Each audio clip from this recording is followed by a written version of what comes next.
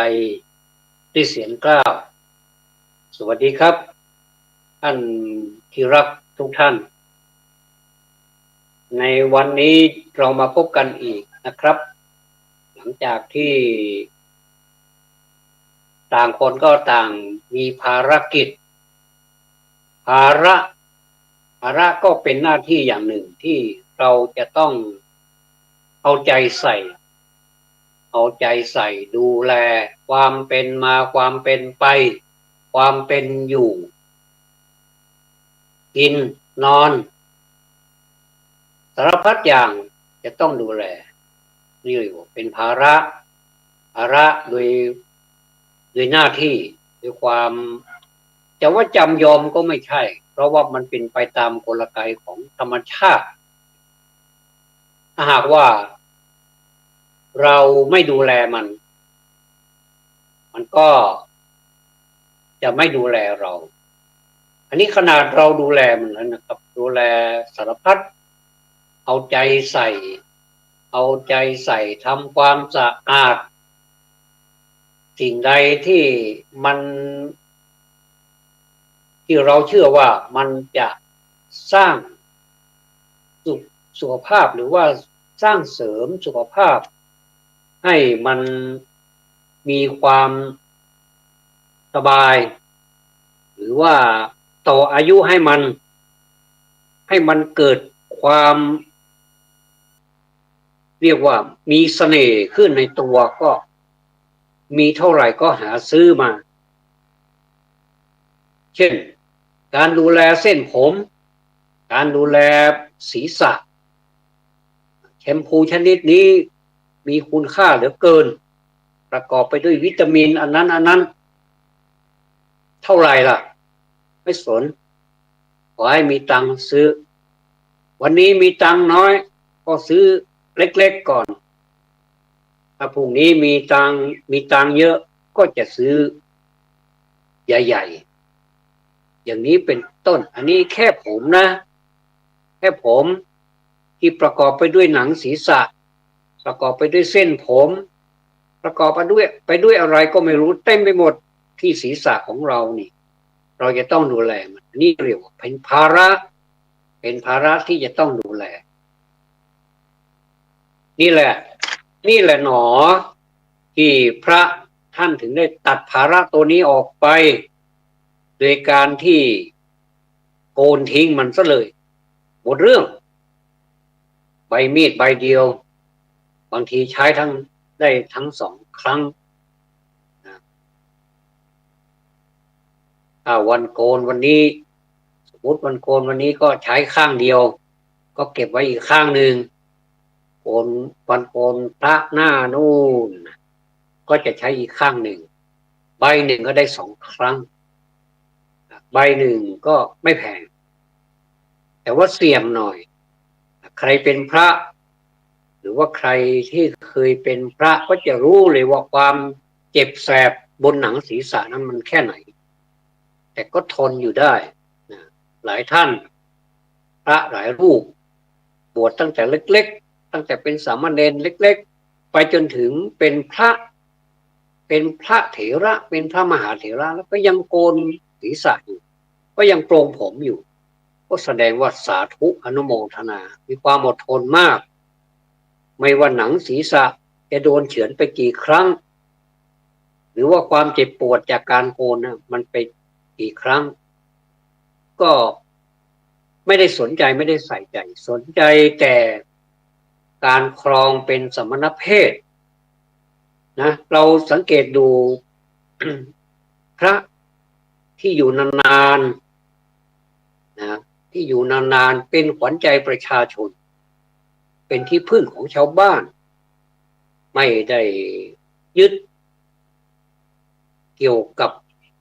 ลาภสักการะอะไรมีอะไรก็แจกจ่ายชาวบ้านไปยังไม่พอก็ยังทำตัวให้เป็นตัวอย่างให้แก่ชาวบ้านโดยการที่ปฏิบัติดีปฏิบัติชอบตามคันลองของพระศาสนาตามคำสั่งสอนของพระศาสดาอย่างนี้ก็เห็นมีเยอะเหมือนกัน ที่ล่วงลับไปแล้วก็มีที่ยังอยู่ก็ยังมีดังนั้นแสดงว่าสัญลักษณ์ของพระศาสนานี้ไม่ใช่อยู่ที่การปลูกสร้างหรือว่าสถานที่อะไรต่างๆแต่เป็นสัญลักษณ์ของบุคคลนี้เองที่ทำให้เราเลื่อมใสที่เราทำให้เราเชื่ออย่างสนิทใจว่าศาสนานี้ยังมีสัญลักษณ์ยังมีธงยังมีสิ่งที่เราต้องกราบไหว้บูชาอย่างสนิทใจอยู่ท่านที่รักครับผมพูดออกมาจากใจจริงๆนะครับเมื่อวานนี้ก็พูดออกมาจากใจจริงๆว่าการศึกษาหรือว่าศิกขาต้องทำใจเย็นๆถ้าหากว่าเราทำใจร้อนเป็นวัยรุ่นใจร้อนไปนี่มันก็ดีไปอย่างการเป็นคนใจร้อนนี่มันก็ทำให้งานเสร็จเร็วแต่ว่าถ้ามันเสร็จเร็วด้วยปราณีตด้วยมันก็ดีสิครับแล้วก็เราจะได้ไปทำงานชิ้นอื่นอีกแต่ถ้ามันเสร็จเร็วมันครุขระมันบกพร่องมันจะต้องไปตามเก็บงานอะไรอีกเนี่ยมันเสียเวลาว่าแล้วนะครับจริงๆแล้วเราควรจะทำงานปราณีตด้วยแต่ถ้าเร็วๆด้วยก็ยิ่งดีมันจะเป็นไปได้ยังไงอะไรก็ตามที่มันเร็วเกินไปมันมักจะมีข้อบกพร่องอยู่มากอะไรก็ตามที่มันช้าจนเกินไปมันก็ไม่ทันการอยู่มากดังนั้นให้มันพอปานกลางปานกลางนี้เป็นสิ่งที่ดีที่สุดสำหรับที่จะนำไปใช้ในกิจกรรมการงานต่างๆให้มันสำเร็จลุล่วงไปด้วยดีอีกเช่นประเทศของเราการบริหารงานแบบรวดเร็วแต่ถ้ามันดีโอเคเห็นด้วยแต่ถ้ามันไม่ดีผมว่าลดระดับความเร็วลงมาให้พอปานกลางแล้วเราก็จะได้สิ่งที่มันดีๆสิ่งที่มันมีคุณภาพเหมือนกับโรงงานนะครับไม่ว่าจะเป็นโรงงานอะไรโรงงานเสื้อผ้าอาภรณ์สั่งให้ใช้เวลาพอประมาณปานกลางสิ่งที่มันออกมาตามที่คนต้องการเนี่ยมันจะไม่เสียใจ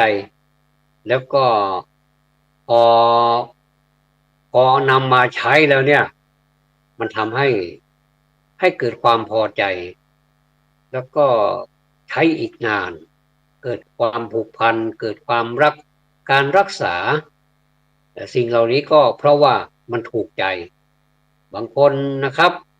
บางคนใช้เสื้อผ้าชุดหนึ่งนี่นานหลายปีเป็น10 ปีก็ยังมีเลยก็แสดงว่าเขาไม่ได้ตนีอะไรแต่ว่าด้วยความรักในในเสื้อผ้าชุดนั้นก็ก็เห็นแล้วก็ใส่บ่อยเหลือเกินอ่าก็แสดงว่า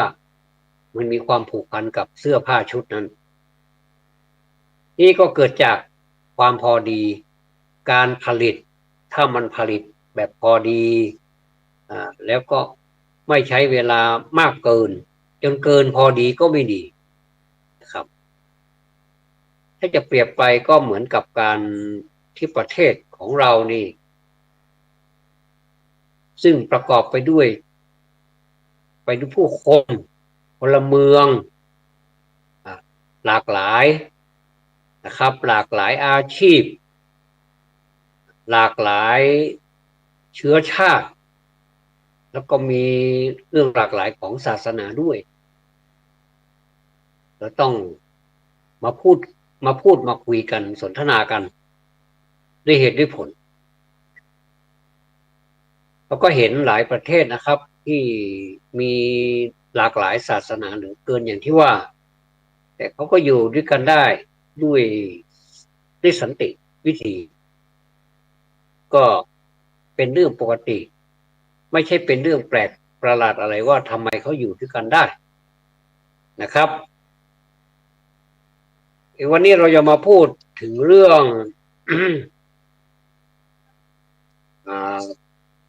ปัปพัตโตปะมะคาถาเป็นภาษาบาลีหน่อยหนึ่งครับปัปพัตโตปะมะคาถาก็เกี่ยวกับภูเขาละมั้งเนี่ยเกี่ยวกับภูเขาเป็นเป็นเรื่องของการอุปมานะครับเป็นเรื่องของการอุปมาซึ่งขึ้นต้นคำว่ายะถาปิเสลาวิปุลานะพังอาหัจจะปพัตตาสมันตาอนุปริยปริยยุงอนุปริยยุงนิปโปเถนตาจตุทิสาถ้าจะแปลเป็นภาษาไทยก็แปลว่าภูเขาหินล้วนสูงจดฟ้ากลิ้งบทสัตว์มาในทิศสี่ทิศหมุนเวียนโดยรอบฉันใดหรือว่าคำว่าแม้ฉันใดให้มันครบๆนะครับแม้ฉันใดเอวังชาราจะมัจจุจะอธิวัตันติปานิโนความแก่ด้วยความตายด้วยย่อมเป็นไปทับคือครอบงำสัตว์ทั้งหลายก็เหมือนฉะนั้นขออธิบายคำว่าเป็นไปทับ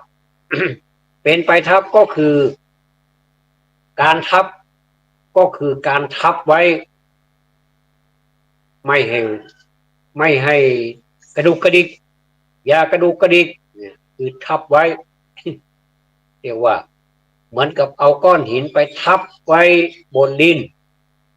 นะที่มีหญ้าอยู่ก็ตามไม่มีหญ้าอยู่ก็ตามเวลาทับนานๆพวกหญ้าที่มันอยากจะออกมาพอเราเอาหินออกมาจากดินที่เราทับไว้ปรากฏว่าหญ้าที่อยู่ที่บนก้อนหินที่ทับที่พื้นก้อนหินที่ทับนะมันจะออกเหลืองๆไม่สมบูรณ์นี่เหมือนกันคือชีวิต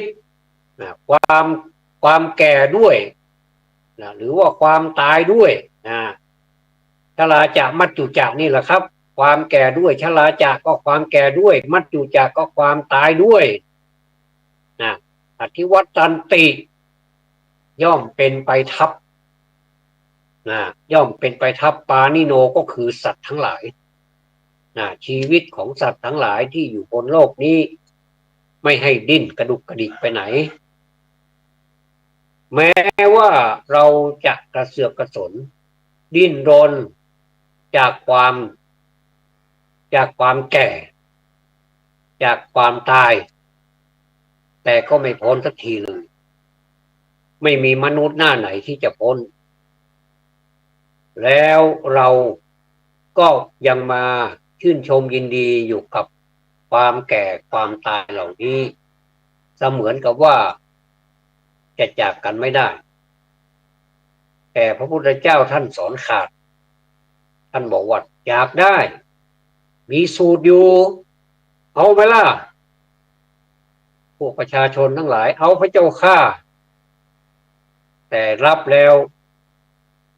ก็อย่างนั้นก็เลยทนทุกข์เวทนาอยู่อย่างนี้ไปเรื่อยๆจะมีใครโทษใครได้นอกจากเราโทษตัวเองใครอยากจะพ้นล่ะก็ทุกคนก็อยากจะพ้นจากความแก่ความเจ็บความตายความทุรนทุรายเหล่านี้แต่พฤติกรรมก็เหมือนเดิมอันนี้ไม่ได้ว่าใครนะครับรวมถึงพ่อตัวดีอย่างผมด้วย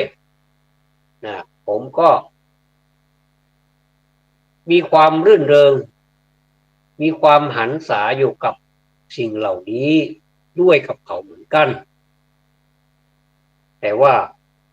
พอเรามาพูดถึงธรรมะเมื่อไหร่เรารู้สึกเบื่อทันทีเหมือนกันเพราะฉะนั้นจึงไม่น่าสงสัยเลยว่าเวลาที่เรากล่าวธรรมะเวลาที่เรากำลังกล่าวธรรมะพญามารมันเกรงใจนะแค่เรากล่าวธรรมะพญามารมันก็รู้สึก ครั่นครามแล้วถ้าเรากล่าวธรรมะบ่อยๆเราประพฤติธรรมะด้วยกล่าวธรรมะด้วยสรรเสริญธรรมะด้วยอย่างนี้เราย่อมจะพ้นจากสิ่งเหล่านั้นแน่นอนนะครับอันนี้พระผู้มีพระภาคเจ้าการันตีนะพระอรหันต์ทั้งหลายบัณฑิตนักปราชญ์ทั้งหลายการันตีไว้ว่าใครก็ตามถ้าคิดแล้วก็ทำประพฤติปฏิบัติอย่างแน่นอนอย่างแน่วแน่ตรงดิ่งย่อมพ้นแน่นอนเป็นเรื่องจริงนะครับแต่ที่เราไม่พ้นกันทุกวันนี้เพราะเราทำเป็นแค่พิธีกรรมเท่านั้นเองหรือไม่ก็ดูเหมือนจะเอาจริงเอาจังแต่ที่สุดมาก็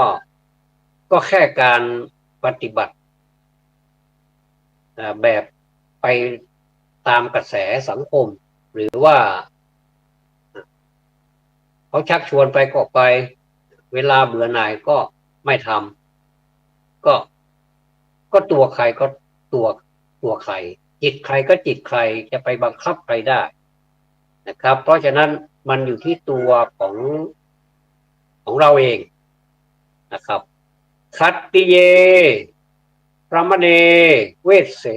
สุเทจันทาระนะครับลอลิงจันทาระปุกกุเสคือกษัตริย์และพราหมณ์คัตติเยพรามเนคือกษัตริย์และพราหมณ์และชนพวกเวสสะพ่อค้าและชนพวกสุทธะพ่อค้าและชนจันทานพันทางและปุกกุสะคนเทอยากเยื่อโอ้ภาษาบาลีนี้เจ็บมากเลยนะครับเนี่ยแปลไปตามตัวที่มันมีนี่แหละนะครับกษัตริย์พราหมณ์แล้วก็พวกพ่อค้าหลายจำพวกตลอดถึงคนจันทานพันทางและปุกกุสะคนเทอยากเยื่อนะกินจิปริวัตเคติสัพพะเมวาภิมัทติความแก่ความตายไม่ละเว้นใครไปเลยย่อมย่ำยีครอบงำให้อยู่ในอำนาจทั้งสิ้นเหมือนภูเขาหินล้วนกลิ้งบดสัตว์มาในสี่ทิศฉะนั้นหนีไปทางทิศเหนือก็โดนไปทางทิศใต้ก็โดนไปทางทิศตะวันตกตะวันออกโดนหมดเลยคือมันกลิ้งมาทั้งสี่ทิศนะแล้วเป็นหินที่ก้อนใหญ่มากมหึมาเลยนะครับไม่ใช่ว่าหินก้อนเล็กๆที่จะรอดพ้นไปได้ก็มันก็บดขยี้สัตว์นี้หมายถึงมนุษย์ด้วยสัตว์เล็กสัตว์น้อยสัตว์ในโลกนี้เป็นสัตว์หมดเลยพระพุทธเจ้าตรัสว่าเป็นสัตว์หมดเลยไม่มีใครที่จะมาสวยหรูแบบที่แต่งตั้งหรือว่าสมมุติกันมาขึ้นมาจนทำให้นิสัยเสียว่าตัวเองเป็นมนุษย์นี่ย่อมจะมีความเด่นหรือว่ามีความฉลาดมีอะไรที่เหนือกว่าสัตว์ทั้งปวงทั้งหลายในโลกนี้ไม่ใช่เป็นสัตว์หมดเลยนะครับรวมทั้งผู้พูดด้วยก็เป็นสัตว์เหมือนกันนี่มันก็จะเป็นภูเขาหินเนี่ยนะที่มันบดมาทั้งสี่ทิศเลยนะครับไม่มีทิศไหนที่มันจะปราศจากภูเขาหินเป็นภูเขาหินไม่มุ่งมาใหญ่จนเรานี้ไม่สามารถที่จะเล็ดลอดไปได้นะครับณตัทธะหัตถีนังภูมิณรัฐานางณปัตติยานะมีแต่นะพื้นดินที่จะยกทหารช้างม้ารถคนเดินเท้าไปสู้ความแก่ความตายนั้นไม่มีนะครับไม่มีทหารหารคนไหนที่มีความเก่งกาจบอกมาเลยผมจะให้ไปสู้กับความแก่ มีเท่าไหร่จ้างหมด มีนาขายนามีที่ขายที่จ้างทหารที่เก่งแบบนั้นไปสู้กับความแก่ไม่ให้แก่เนี่ยไม่ได้ไม่มีนะครับไม่มีในโลกนี้ต่อให้มีนวัตกรรมหรือว่าการเปลี่ยนรูปโฉมอะไรก็ตามเดี๋ยวอีกไม่นานเดี๋ยวมันก็แก่เดี๋ยวมันก็แก่ทำไปทำมาแต่งไปแต่งมาแทนที่มันจะดูดีมันจะสวยตามธรรมชาติของมันจะแก่ก็ปล่อยมันแก่ไปก็แก่แบบคนแก่ก็สวยไปอีกอย่างหนึ่งยอมรับสภาพอย่างเนี้ยนะแต่ว่าถ้าไปทำอะไรที่มันแบบผิดธรรมชาติเกิดถ้ามันธรรมชาติมันเล่นงานขึ้นมาเมื่อไหร่แล้วก็กลายเป็นคนแก่ที่ว่าที่จะน่าเกลียดกว่าคนแก่ธรรมดาอีกผมว่าไว้นะไม่แน่นะอาจจะเป็นแบบนั้นก็ได้เนี่ยอยากจะอาสาสมัครคนทหารช้างม้ารถคนเดินเท้าอะไรที่มีความเก่งกาจชะกันที่แบบว่าโอ้โหนะสุดยอดเหลือเกินเนี่ยนะไปสู้กับความแก่เชิญมาสมัครได้เลยนะนะยาปิมันตยุทธเทนะ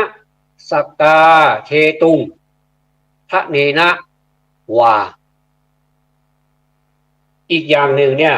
บุคคลไม่อาจสู้รบชนะความแก่ความตายด้วยมนต์คาถาวิชาต่างๆและทรัพย์สมบัติมีวิญญาณและไม่มีวิญญาณได้ไม่มีทางเลยนะครับไม่อาจจะสู้รบปรบมือชนะความแก่งอมความหิวย่นความชราภาพของร่างกายไปได้ด้วยมนต์คาถาวิชาต่างๆถามว่าเอาแล้วพระที่ท่านสวดทำวัดเช้าทำวัดเย็นหรือว่าแม้กระทั่งโยมก็ตามบางทีโยมก็มีความขยันเหมือนกันนะครับมีทำวัดเช้าทำวัดเย็นมีการสวดมนต์เจริญพุทธมนต์มีห้องพระประจำบ้างเขาก็มีของเขาเหมือนกันแต่ไม่ค่อยปรากฏเพราะไม่เป็นบุคคลสาธารณะไม่เด่นดังแล้วเขาก็ไม่ชอบเด่นดังด้วยมีก็มีหลายบ้านนะครับเห็นอยู่นะบางทีก็แต่งโอ้ยิ่งมีความเคารพมากเลยนะครับเป็นห้องพระเฉพาะเลยมีโต๊ะหมู่บูชามีพระประธานมีแจกันมีอะไรที่บูชาพระแล้วก็เวลาจะทำวัดสวดมนต์ก็จะมีการอัญเชิญเทพพยดามีการอัญเชิญหรือใช้คำว่าสักเคกาเมจารูเปด้วยพอจะจบก็ลงทุกขปัตตาจนิทุกขาก็คือเชิญเทวดากลับสวรรค์อย่างนี้ก็มีเป็นการที่ว่าบุคคลนั้นไม่เคยไปสืบชะตาที่ไหนเลยสืบชะตาตัวเองทุกวันในห้องพระ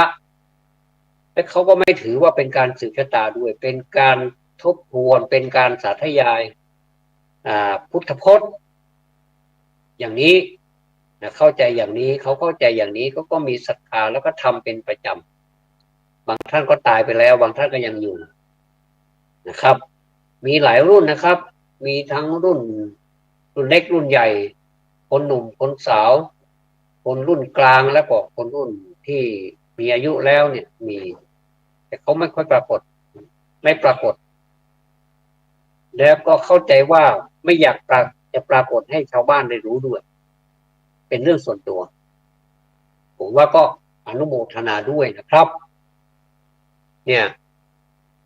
ถ้าถามว่าเอาทำไมพระเวลาพระไปสวดมนต์แสดงว่าพระนี่ใช้วิชาคาถาอาคมเพื่อป้องกันสิ่งเหล่านี้ใช่ไหมมันไม่ถูกนะครับถามได้แต่คำตอบมันไม่ใช่นะครับแล้วก็ไม่สามารถที่จะไปปกป้องความแก่อะไรต่างๆที่มีอยู่หน้าให้ให้มันอันตรธานมันก็เป็นไปตามธรรมชาติ เรากินข้าวทุกวันมันก็แก่ทุกวันก็ถูกแล้วนี่นะครับถ้ากินข้าวแล้วมันยังหนุ่มอยู่อย่างนั้นแสดงว่าโอ้โหแสดงว่ามันผิดปกติละแสดงว่ามาจากดาวดวงไหนก็ไม่รู้มีไม่แก่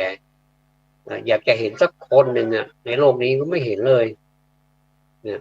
เราขนาดเพื่อนฝูงเราสมัยที่เรียนอยู่ชั้นอนุบาลตั้งแต่อนุบาลแล้วเห็นกันตัวเล็กๆแล้วก็มาเจอกันประถมอีกถ้ามีโอกาสเรามีบุญเราก็ได้เรียนมัธยมแล้วก็ไปอุดมศึกษาอีกแต่เรามาจากกันก็ประมาณประถมนี่แหละประถมเพราะสมัยก่อนนี่ก็โอ้จบประถม6นี่ก็ประถม7นะครับสมัยก่อนมีประถม7สูงสุดของโรงเรียนบ้านผมโรงเรียนบ้านนอกคอกนาไกลฟ้าไกลอมรเนี่ยก็อยู่ด้วยกันจนจบประถมแล้วก็จากกันไปอำลาสถาบันกันไปพอมาเจออีกทีอ้าวแก่ซะแล้วก็มาคุยกันว่าเองทำไมแก่จังเลยนะหัวก็งอกฟันก็หล่อดูไม่หล่อเลยเมื่อสมัยก่อนนี่โหเขาหล่อมากเลยเราชื่นชมเลยว่าไอ้หมอนี่มันหล่อจริง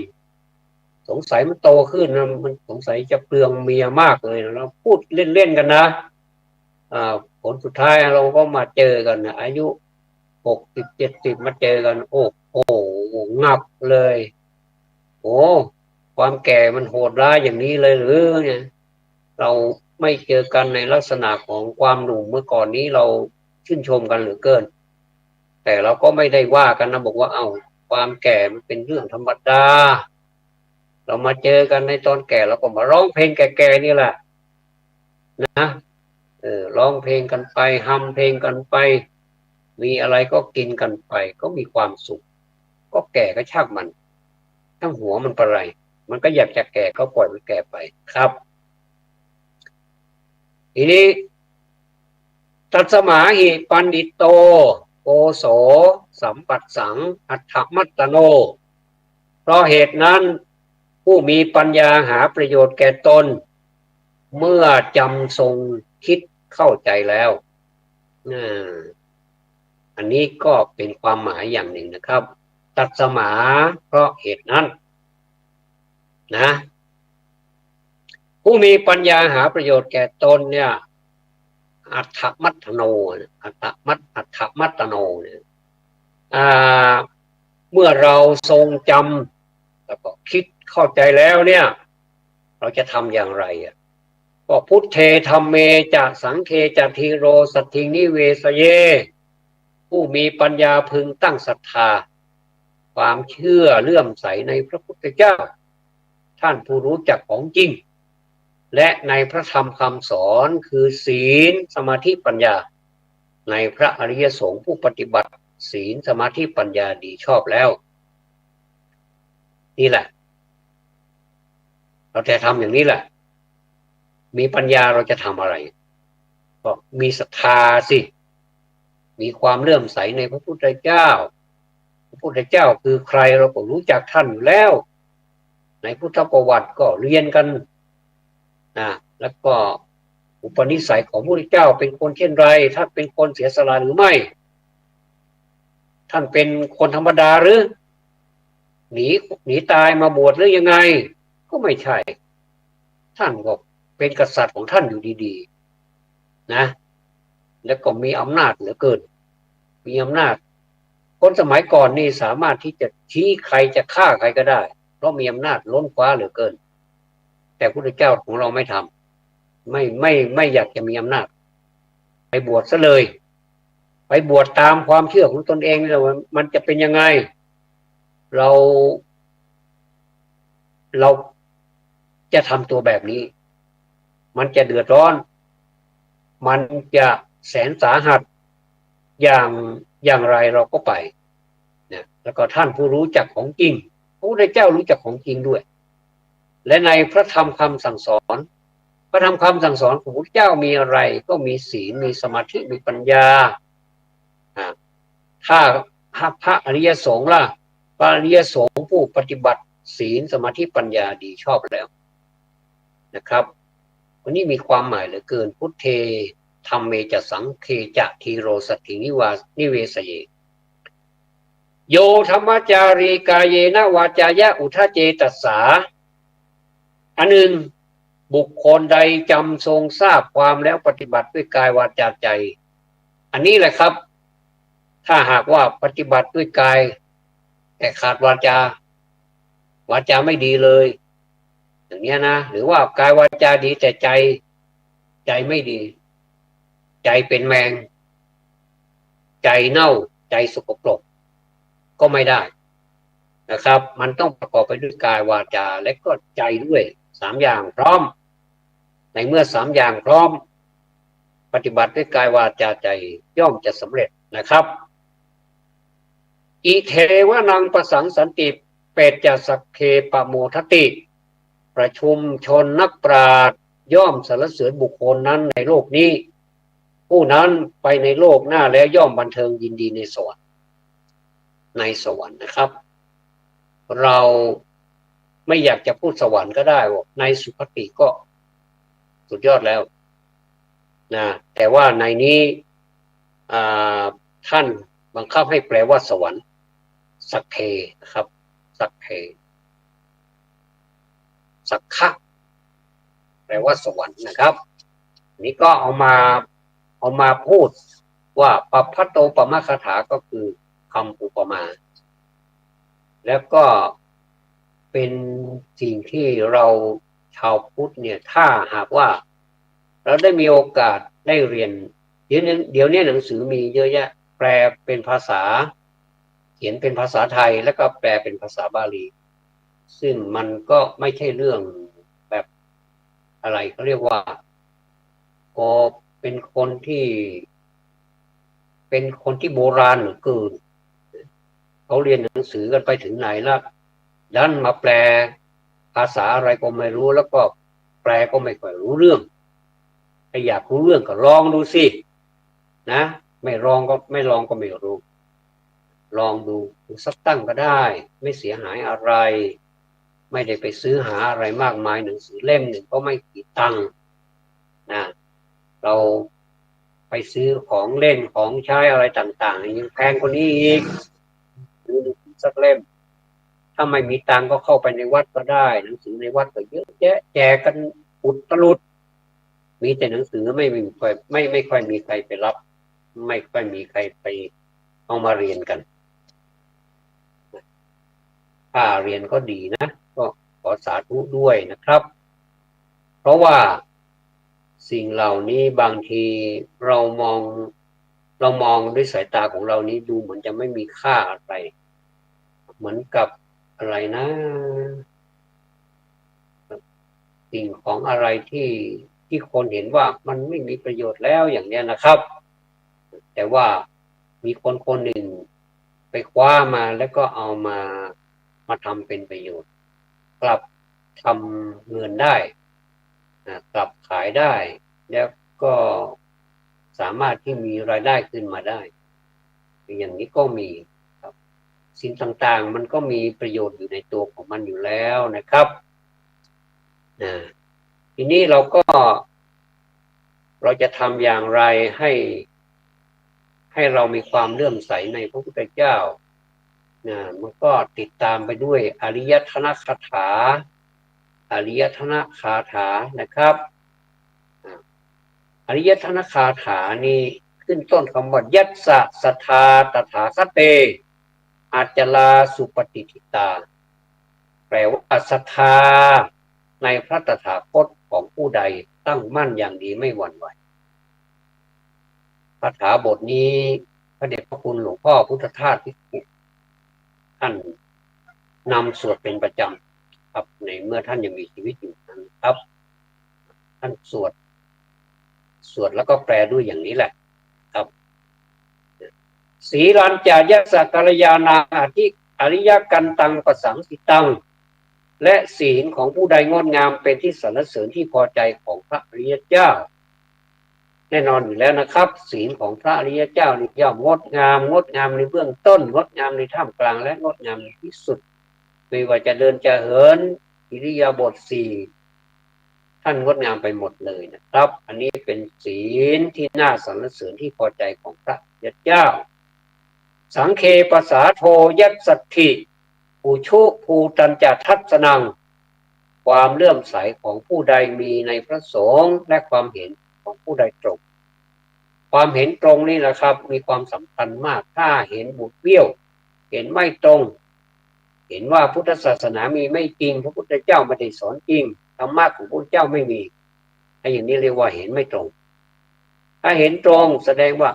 ชีวิตคนเราเอาง่ายๆก็แล้วกันว่าเห็นเป็นตามความจริงของมันว่ามันเกิดขึ้นตั้งอยู่ดับไปจริงไหมเห็นตรงแต่ถ้าไปแย้งเกิดขึ้นตั้งอยู่ดับไปไม่จริงหรอกมันจะสู้อะไรกับมนุษย์ได้มนุษย์เก่งจะตายอย่างที่เรียกว่าไม่เห็นตรงนะครับอัทลิโทติตังอาหุอโมคันตัสสะชีวิตังบัณฑิตกล่าวเรียกเขาผู้นั้นว่าคนไม่จนชีวิตของเขาไม่เป็นหมันโอ้โหคำนี้คำแปลคำนี้มีคว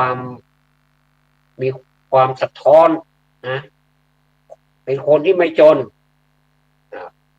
ถึงแม้ว่าเขาจะยากจนแต่เขาไม่จนหรอกชีวิตของเขาก็ไม่เป็นหมันนี่หมายความว่าเกิดมาแล้วไม่ได้สูญเปล่าเป็นคนที่มีคุณค่าคุณค่าในตนเองเลยยังไม่พอเพื่อแผ่คุณค่าให้คนอื่นเป็นผู้ปฏิบัติต่อไปได้อีกถ้าเป็นของก็เป็นของที่มีเป็นเพชรเม็ดงามประเมินค่าไม่ได้นะเรียกว่าอย่างนั้นเลยตัสมาสัทธันจะสีรันจะภาษาทางธรรมทัศนังอนุยุนเชธาเมธาวีสลังพุทธานาสาสนังเพราะฉะนั้นเมื่อระลึกได้ถึงคำสั่งสอนของพระพุทธเจ้าอยู่ผู้มีปัญญาควรก่อสร้างศรัทธาคือศีลความเลื่อมใสและความเห็นธรรมให้หนึ่งนี้หลวงพ่อท่านนำสวดทุกวันสวดโมกข์สุราษฎร์ธานีนะครับท่านตามไปดูท่านตามไปฟังเทปผมนี่ก็อัดมาแล้วก็ถ่ายไว้ในแฮนดี้ไดรฟ์แล้วเวลาจะทำวัดเราก็เปิดนำแล้วเราก็ว่าตามไปด้วยมันก็เป็นสิ่งที่ทำให้เรามีเพื่อนเหมือนกับว่าในห้องพระนี่ก็หึ่มไปด้วยพระนั่งกันเต็มไปหมดเลยนะแต่ความจริงเรานั่งอยู่คนเดียวนะมันก็เป็นนโยบายที่ดีเหมือนกันนะครับ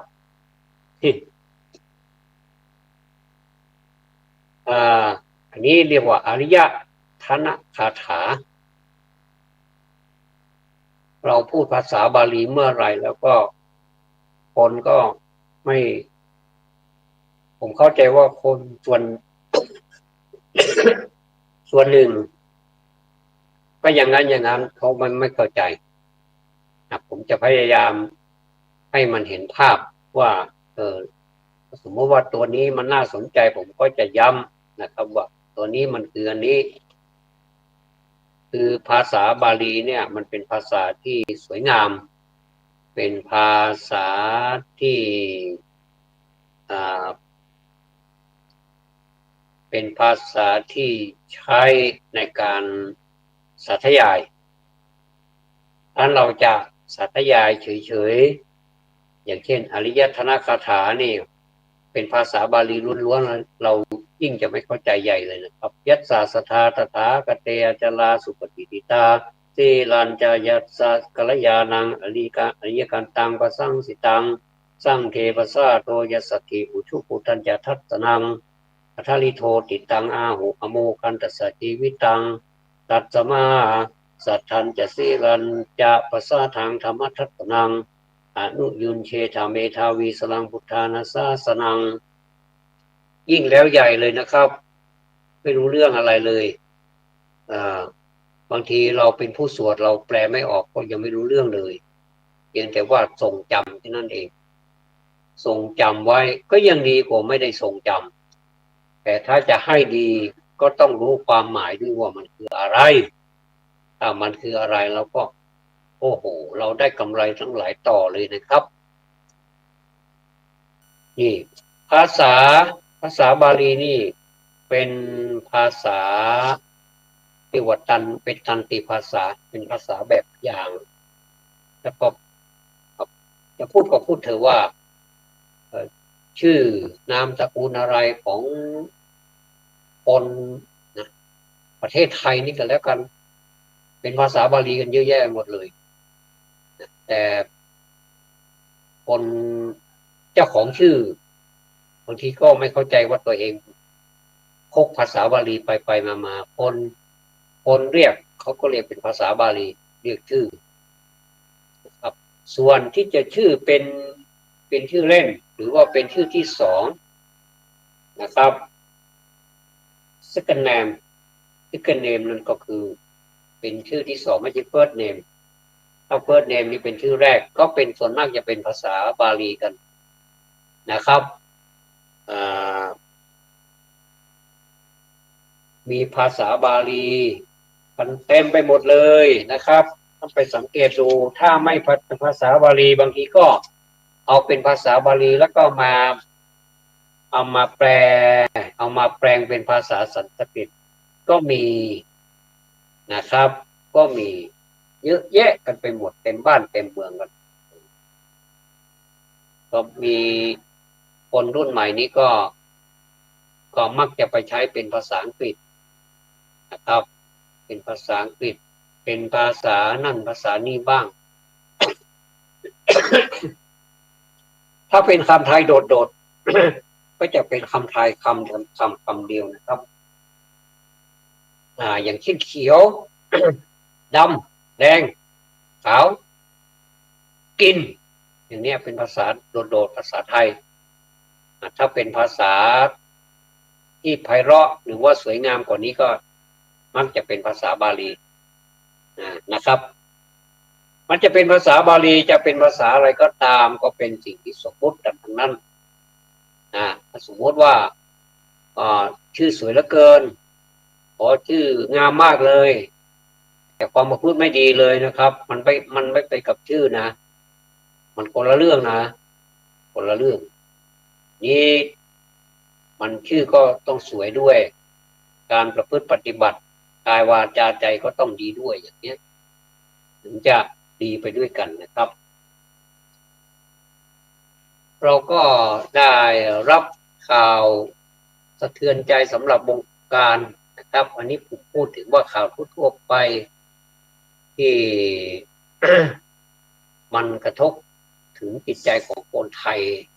เพราะว่าคนเรานั้นก็มีหลายอุปนิสัยนะครับว่าโดยเฉพาะอย่างยิ่งความบันเทิงเริงรมย์ในใจของคนไทยนั้นมีมากเหลือเกินคนไทยเป็นคนที่มีนิสัยร่าเริงเป็นคนที่ชอบแสดงออก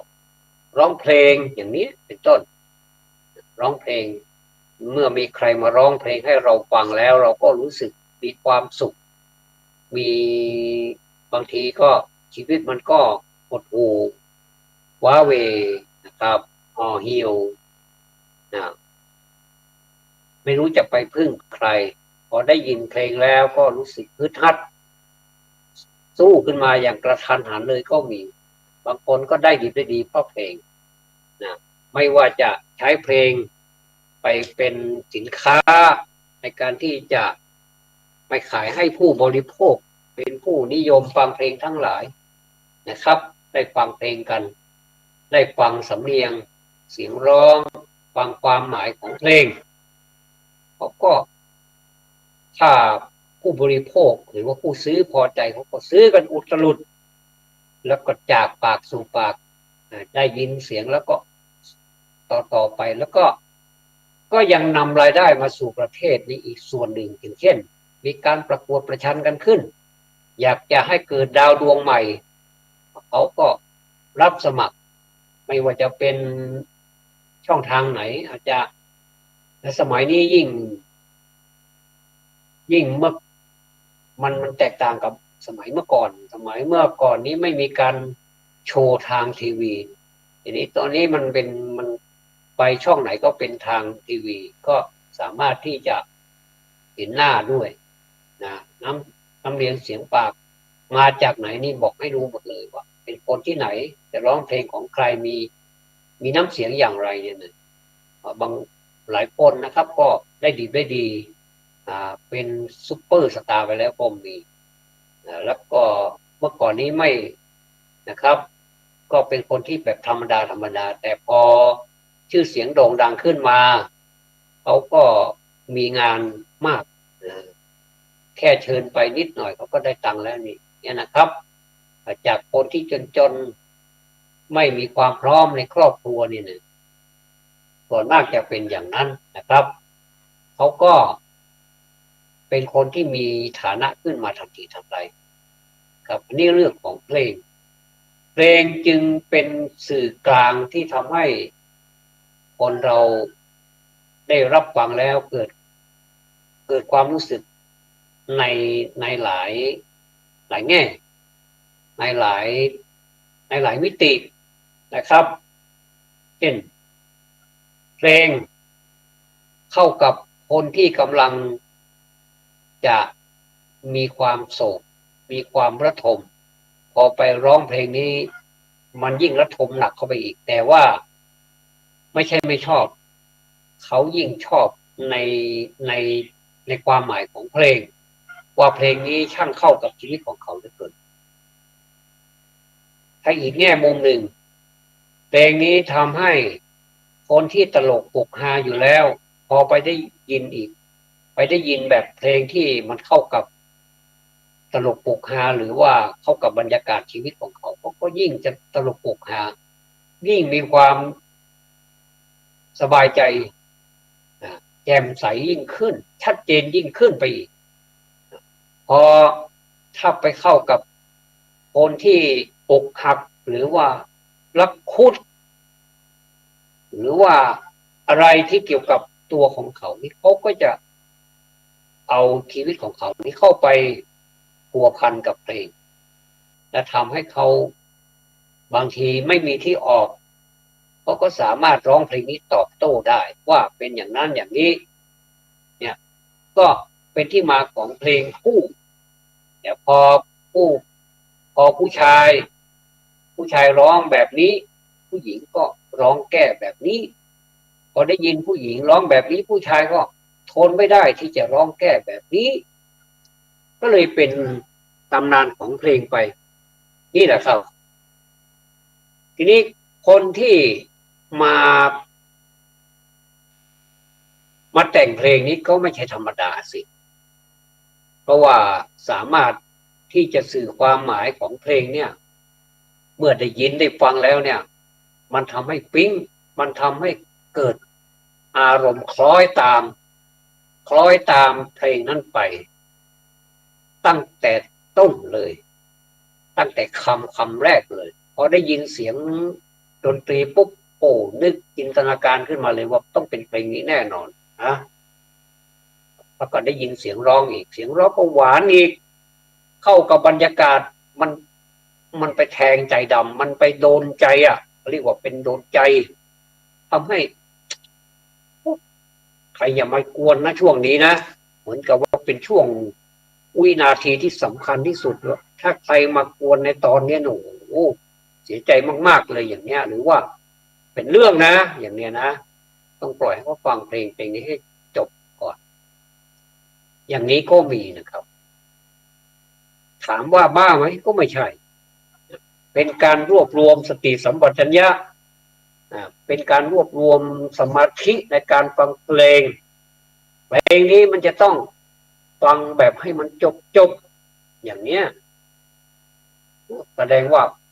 คนไทยนี่เป็นคนที่ร่าเริงแจ่มใสแล้วก็รู้จักจับประเด็นหรือว่ารู้จักปล่อยคว้าเอาสิ่งที่ตนต้องการในขณะที่ตนเองมีปัญหาหรือว่าต้องการส่งเสริมหรือว่า เติมยอดอะไรสักอย่างให้มันเต็มเข้าไปเนี่ยให้มันเต็มยิ่งขึ้นเนี่ยให้มันบริบูรณ์ยิ่งขึ้นเนี่ยก็ปล่อยความมาพอดีไปเจอพอดีเลยนี่เจอเพลงก็เข้าบรรยากาศพอดีก็ฟังมันก็เลยฟังแล้วเป็นยังไงฟังแล้วมันก็ได้เรื่องนะสินะถ้าเพลงนี้ไม่ชอบก็ไม่เป็นไรก็หาที่มันใช่ทีนี้คนที่แต่งเพลงนี่นะครับมีมากมายหลากหลายเหลือเกินสมัยก่อนคุณครูสุรพลสมบัติเจริญผมยังเด็กอยู่นะฟังเพลงของท่านในแต่ละเพลงแล้วมันตลกมันตลกปกหาครูเพลินพรมแดนอย่างนี้นะร้องไปด้วยพูดไปด้วยนะแค่ภาคบอลนี่ก็โหเหลือกินแล้วนะครับไม่รู้ว่าเขาเอาจมูกอะไรมาหายใจได้ปานนั้นเนี่ยพูดเร็วแล้วก็เข้าใจด้วยนะแล้วก็ตลกด้วยก็ตลกปกหาโคนฟังแล้วมันก็สนุกเฮฮาไม่ต้องคิดอะไรมากอันนี้คือในแง่มุมของเพลงตลกปกหาของท่านสุรพลนี่ก็เป็นเพลงที่ไปเห็นอะไรก็มาแต่งเป็นเพลงหมดเลยแล้วก็เพลงของท่านนี่ก็เยอะแยะไปหมดเลยแต่งเองร้องเองแล้วก็มีคนแต่งให้คนอื่นแต่งให้ก็มีนะแล้วก็ส่วนหนึ่งท่านก็แต่งก็เยอะเลยนะครับแล้วก็ในสมัยนั้นคนที่โลดแล่นไปหาครูศิลปพลเนี่ยเยอะไปหมดเลยครับไม่ว่าจะเป็นนักร้องที่ดังๆทั้งหลายนี่ก็เราไปอ่านดูนะครับเขาก็จะวนเวียนอยู่แถวนี้วนเวียนอยู่แถวครูปัญญาเพลงครูภูมิปัญญาเพลงนะครับและก็ในนั้นนะครับก็ถ้าจะนับมาตั้งแต่ครูไพบูลย์บุตรขันอะไรโอ้คือตั้งแต่นานมาแล้วเนี่ยนะครับหลายรุ่นแล้วเนี่ยนะครับแต่ท่านเหล่านี้ท่านจากไปแล้วเนี่ยท่านก็แต่งเพลงเงินเฉียบๆทั้งนั้นเลยแล้วก็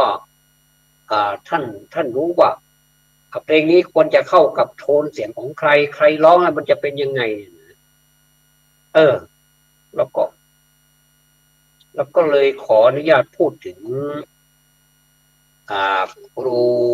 ชลธีทานทองชลธีทานทองนี่ก็เป็นนักสู้นะครับนักสู้ของเมืองชนจากเมืองชนนะครับปากกัดตีนถีบนะครับเมื่อสมัยก่อนนี้ท่านก็ไม่ก็เป็นบุคคลธรรมดานี่แหละเข้าไปสู่เมืองหลวงเพื่อที่จะไปขุดทองเมืองหลวงว่างั้นเถอะว่าได้ยินคนกล่าวขานกันว่าเมืองหลวงนี่เป็นแหล่ง